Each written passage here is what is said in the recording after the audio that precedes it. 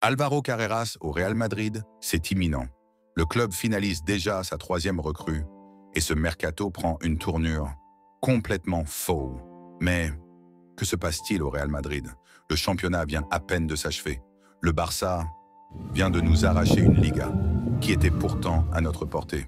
Et pourtant, Florentino Pérez n'a pas attendu une seconde pour relancer la machine. Le Real Madrid version 2025-2026 est déjà en marche. Et autant dire qu'on a rarement vu un mercato aussi actif, aussitôt. Et ce n'est pas pour nous déplaire. Parce que cette fois, tout sent le changement. Tout sent le renouveau. Tout sent la reconquête. Et cette fois, on le sent. C'est sérieux, c'est structuré, c'est réfléchi. Car oui, le Real Madrid est en train de boucler une troisième recrue, avant même la fin du mois de mai, après l'arrivée libre d'un Trent Alexander-Arnold. Déjà en mode galactico-discret, capable de changer une attaque d'un simple centre ou d'une ouverture laser, puis celle du très prometteur Dean Huijsen, pour 58 millions d'euros, en provenance de Bournemouth. Voilà qu'un nouveau nom surgit, avec insistance, Álvaro Carreras, le latéral gauche de Benfica. Et là, c'est du sérieux, très sérieux même, parce qu'on ne parle pas juste d'un jeune Espagnol prometteur, mais d'un joueur qui coche toutes les cases. Technique, physique, mental, collectif, formation, identité, un joueur complet, à la trajectoire ascendante, et qui arrive au bon moment. Carreras a leaké le communicado officiel de Dean Huijsen sur Instagram. Les fans les plus attentifs l'ont vu. Hasard? Provocation? Signe du destin? Non, juste un teaser bien placé, le genre de clin d'œil qui précède souvent un « Here we go » retentissant.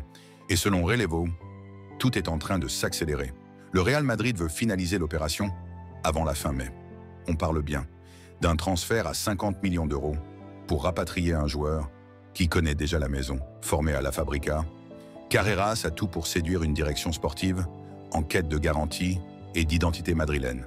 Et ce retour, il aurait aussi une dimension affective.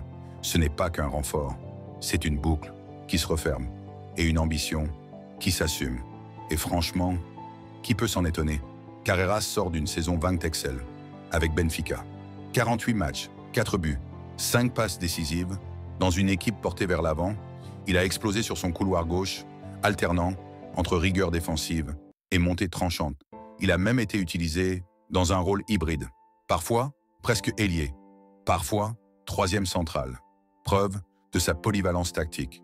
C'est simple, il a été l'un des meilleurs latéraux d'Europe cette saison. Mieux encore, il est jeune, 22 ans, il est espagnol, il est ambitieux et il rêve de Madrid. Tout colle, il veut revenir, il veut marquer l'histoire et surtout, il veut le faire en blanc. Et ce n'est pas un détail.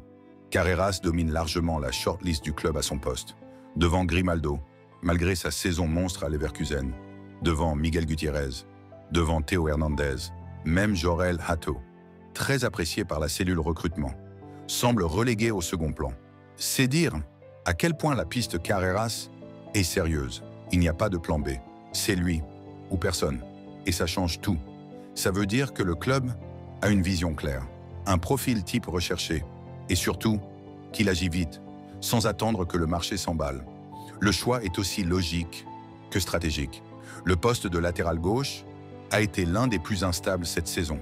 Ferland Mendy, trop souvent blessé et irrégulier, n'a jamais vraiment rassuré. Et Fran Garcia, malgré toute sa bonne volonté, n'a pas encore le niveau pour s'imposer comme titulaire indiscutable. Résultat, il fallait frapper fort, miser juste et vite. Carreras, c'est un profil moderne, technique, courageux. C'est un retour aux sources, une continuité logique du projet. Espagne, jeunesse, formation maison. Et surtout, c'est un renfort qui peut faire une vraie différence dès maintenant. Parce qu'à Madrid, on n'achète pas pour patienter, on achète pour gagner. Et Carreras peut gagner. Et puis, symboliquement, ce mercato démarre sur les chapeaux de roue. Mais surtout, il a un sens. Ce n'est pas juste des noms, c'est un projet, un nouveau cycle. Carlo Ancelotti va céder sa place à Xabi Alonso. Et ça aussi, c'est un tournant. L'ancien architecte du milieu madrilène, des années fastes, va reprendre les rênes. Et pour réussir, Il a besoin d'un effectif à son image, jeune, discipliné, engagé, technique, mais surtout ambitieux. Carrera, Richardson, Alexander-Arnold. Ce n'est pas juste du rajeunissement, c'est une mutation profonde. C'est une préparation pour aller conquérir la Liga, revenir, dominer l'Europe et marquer une nouvelle ère. Pas seulement une saison, une décennie. D'ailleurs, l'arrivée d'Álvaro Carreras pourrait intervenir juste à temps. Selon plusieurs sources proches du dossier, Álvaro Carreras aurait donné son feu vert au Real Madrid. Le latéral gauche espagnol, actuellement à Benfica, veut rejoindre la Casablanca. Il a fait savoir à ses représentants qu'il est déterminé à porter le maillot blanc, et ce, dès cet été. Un profil validé par la direction madrilène, notamment par Juni Calafa, toujours très impliqué dans les recrutements de jeunes talents. Carreras coche plusieurs cases, grande capacité de projection offensive, et surtout, une marge de progression énorme. À seulement 21 ans, le Real Madrid a déjà pris des renseignements auprès de Benfica. Rien n'est encore signé, mais le feu est au vert du côté du joueur. Reste à trouver un accord financier, avec le club portugais qui ne compte pas brader son joueur, recruté définitivement cette année. Affaire à suivre de très près, car Madrid veut renforcer le poste de latéral gauche, où Ferland Mendy est souvent blessé et où Fran Garcia peine à convaincre pleinement. Real Madrid, le discours poignant de Carlo Ancelotti pour ses adieux. Après avoir marqué l'histoire du Real Madrid, Carlo Ancelotti va tirer sa révérence ce dimanche après un dernier match contre le Séville FC. L'occasion pour le coach italien de revenir sur sa dernière saison.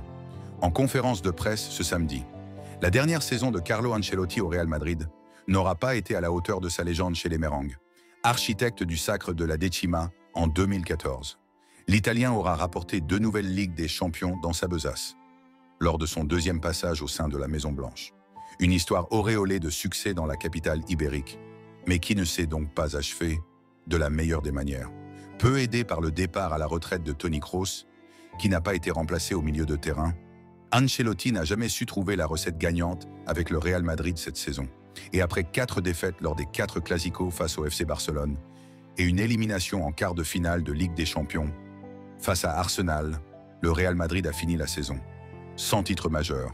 Un crève-cœur pour les dirigeants madrilènes, contraints de se séparer de Carlo Ancelotti, ardemment courtisé par le Brésil depuis de nombreux mois.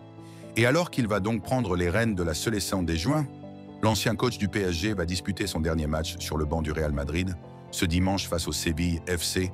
Présent en conférence de presse ce samedi, l'entraîneur de 65 ans en a profité pour faire le bilan de sa dernière année au Real Madrid et a fait certaines déclarations émouvantes.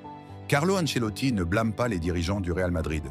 Forcément, le coach italien a longtemps été pointé du doigt pour avoir trop caressé dans le sens du poil les stars du projet. Selon certains fans de la communauté madrilène, cela aurait empêché la remise en question de certains cadres qui ont enchaîné les matchs, malgré des prestations décevantes. Interrogé sur les performances individuelles de ses joueurs, Carlo Ancelotti a, comme à son habitude, pris la défense de ses ouailles. Faire une évaluation de cela maintenant, on aurait pu en apprendre davantage de nous, mais faire aujourd'hui une évaluation personnelle de joueurs comme Valverde, Vinicius, Rodrigo ou Courtois, c'est impossible. C'est impossible. Je ne critiquerai jamais ces joueurs, qui ont su me donner tant de joie ces 4 dernières années. Pour moi, ils resteront toujours les meilleurs, même si à un moment donné, ils ne sont pas capables de performer à leur meilleur niveau. Classe jusqu'au bout. L'ancien tacticien de l'AC Milan a également défendu le bilan de ses dirigeants, critiqué pour son manque de mouvement sur le marché des transferts, qui aurait posé plusieurs problèmes dans l'effectif madrilène. Selon les fans, Florentino Pérez a pu compter sur le soutien indéfectible de son acolyte Carlo Ancelotti. Ils m'ont écouté. Regardez, depuis que je suis ici, le Real Madrid a signé Camavinga, Rudiger, Tchouaméni, Bellingham, Mbappé. Que demander de plus? Non.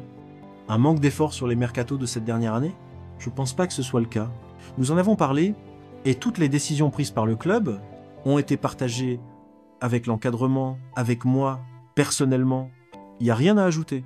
L'année dernière, nous avons eu plus ou moins les mêmes problèmes, et nous avons pu les résoudre. Cette année, c'est un peu plus compliqué. Jusqu'au bout, le Mister aura donc montré un énorme respect envers le Real Madrid. Merci du fond du cœur d'avoir regardé cette vidéo jusqu'au bout. Si tu es passionné comme moi par le Real Madrid et que tu veux continuer à vivre chaque moment fort, chaque frisson, chaque rumeur et chaque victoire. Alors abonne-toi à la chaîne, active la cloche et rejoins notre grande famille de Madridistas. Ici, on partage la même passion, le même amour pour le club le plus grand de l'histoire. À la Madrid et à très vite.